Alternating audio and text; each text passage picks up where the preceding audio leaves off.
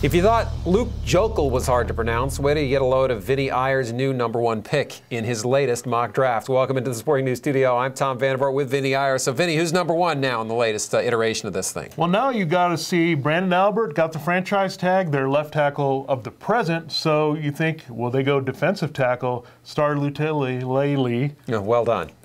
There you go. We'll just call him Star. I like to call him the Kansas City Star if he gets there. Very nice. Going to the Chiefs at #1, and it makes sense for them. He's a 3-4 type guy, nose tackle. They got Dontari Poe, the freak in last year's draft. Put those two guys together.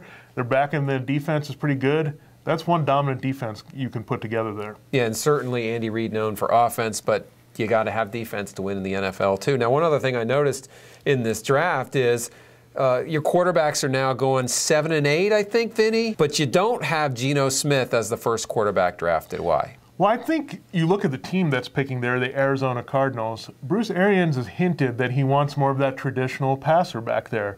And I think Matt Barkley fits that mold more than Geno Smith, even though Geno Smith might be higher rated. So I think the Bills would be ecstatic if Geno Smith drops to them, because then they don't have to worry about Mike Glennon or Ryan Nassib or Tyler Wilson or a lot of those other iffy guys. If they feel that they can get the consensus #1 quarterback, the Bills will be happy, Cardinals will be happy. Now, the other thing I noticed in your mock draft is, and I guess this is pretty much what people think about this draft, there's a lot of defensive linemen. You've got them going first 3 picks of the draft. I think you've got 9 or 10 first-round defensive linemen. So just talk about the quality there. Well, the guy that is after Star on the list is Sharif Floyd, and he's a 4-3 defensive tackle, so that's why he's not in the mix in Kansas City, but I think he'd be very good with the Oakland Raiders. And the two guys that everyone is buzzing about, the athletic guys, Deion Jordan of Oregon, you can put him at defensive end or outside linebacker. Same thing goes with Ezekiel Ansah, BYU, two guys out west that really shot up during the combine. And then you go further down, you have Barkevious Mingo, Jarvis Jones. So a lot of impact edge players, whether it be outside linebackers, defensive ends, or offensive tackles. Now, as I recall, in your last mock draft, we had Tremontre Moore at like 4 or 5, somewhere in there. Now you've dropped him down to, I think, around 17, somewhere in there. To the talk Pittsburgh about Steelers, him. Yeah. Because you look at Tremontre Moore, he didn't have a very good combine. There are doubts about how he can hold up as a defensive end. But you look at the Pittsburgh Steelers, they run that 3-4. They want guys that can work in space, get to the passer.